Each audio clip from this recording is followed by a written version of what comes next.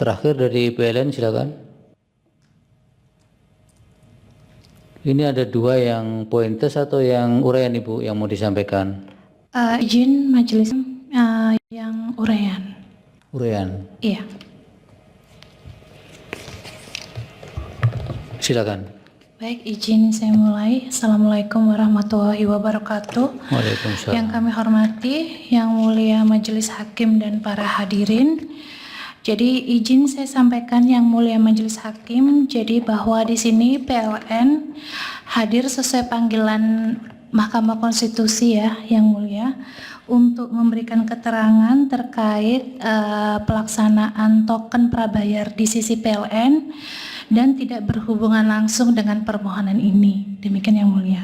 Nah, saya perkenalkan di sini saya adalah Dwi Yanti Lestari sebagai manajer evaluasi tarif di PT PLN Kantor Pusat, di mana tugas pokok saya selaku berkaitan dengan jabatan ini adalah untuk mengevaluasi pelaksanaan implementasi tarif agar comply dengan regulasi. Nah, kemudian Yang Mulia, dalam sistem ketenaga listrikan nasional, penetapan dan pemberlakuan tarif tenaga listrik merupakan kebijakan yang ditetapkan oleh pemerintah.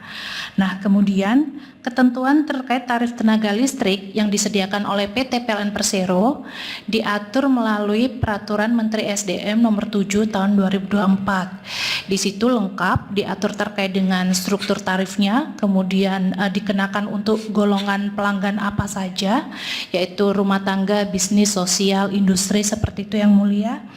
Dan kemudian juga terkait dengan struktur tarif yang diterapkan kepada konsumen.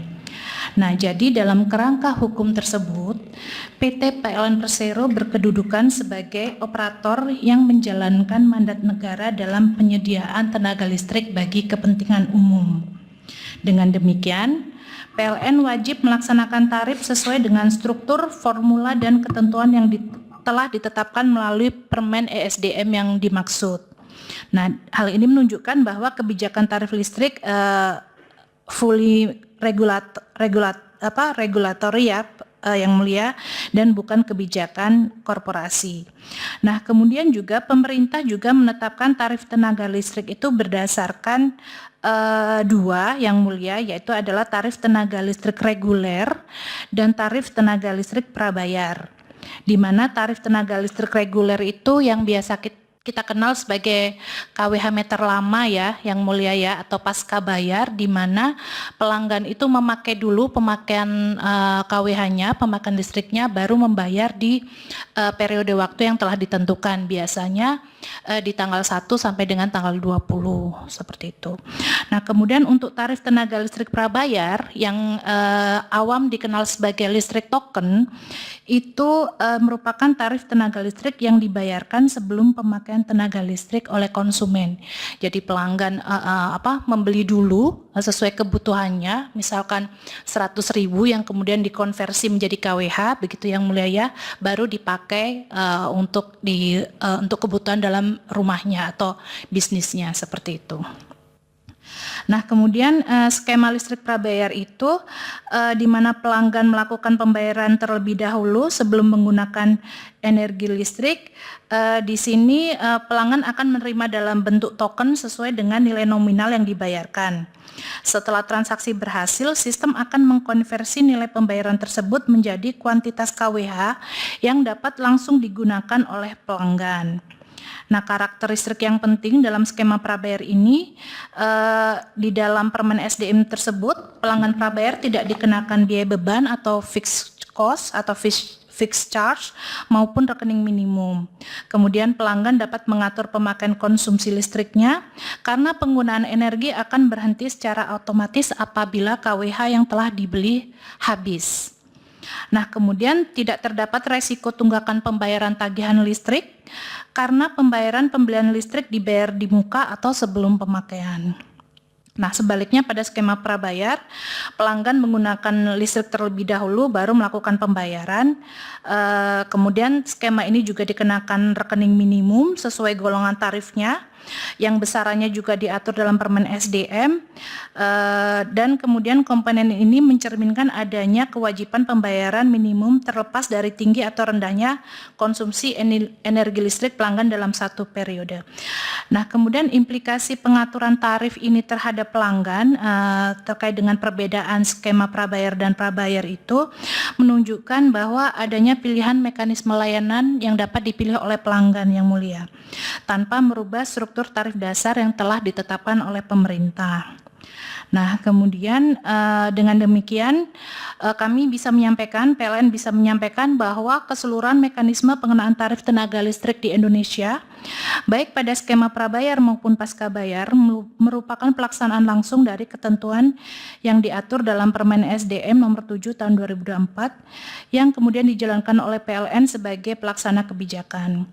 Dan kemudian kerangka undang-undang ini juga menegaskan bahwa struktur tarif tenaga listrik memiliki dasar hukum yang jelas, bersifat mengikat secara nasional dan dilaksanakan secara seragam kepada seluruh pelanggan. Demikian yang mulia. Jadi terkait dengan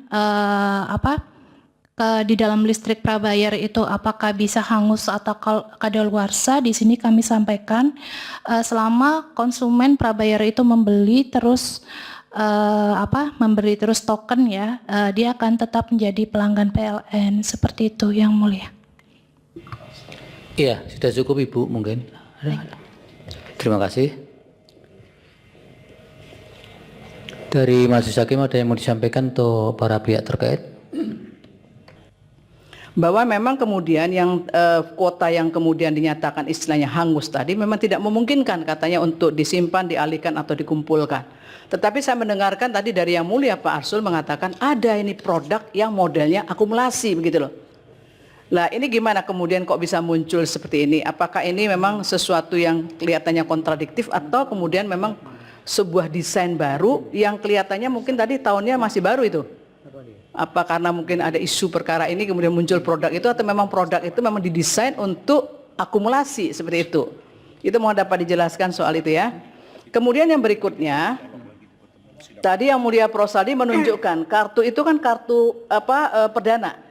Kartu perdana yang mungkin muncul kemudian adanya semacam ya klausul perjanjian yang sederhana itu. Bagaimana kemudian ketika proses untuk memperpanjang itu kan tidak selalu dengan model seperti itu, tapi kita bisa kemudian secara online. Itu di mana letaknya yang kemudian dikatakan di dalam Indosat mengatakan ini ada parameternya yang sudah disepakati. Apa di mana tak kesepakatan itu untuk mengatakan ada parameternya, kemudian ini yang menjadi pengikat di antara para pihak itu. Itu juga mohon nanti bisa diberikan keterangan tambahan. Itu saja dari saya singkat. Terima kasih. Termasuk juga bagaimana PLN bisa juga menggunakan sistem tidak ada kuota hangus. Itu. Tapi bisa kemudian bisa betul-betul sampai nol. Sampai listrik itu mati. Dan memang betul, oh iya, saya belinya memang hanya batas seperti ini. Jadi tidak ditentukan oleh waktu, oleh tanggal, tapi memang oleh penggunaan gitu loh. Karena apa? Kembali kepada ini hajat hidup orang banyak tadi itu.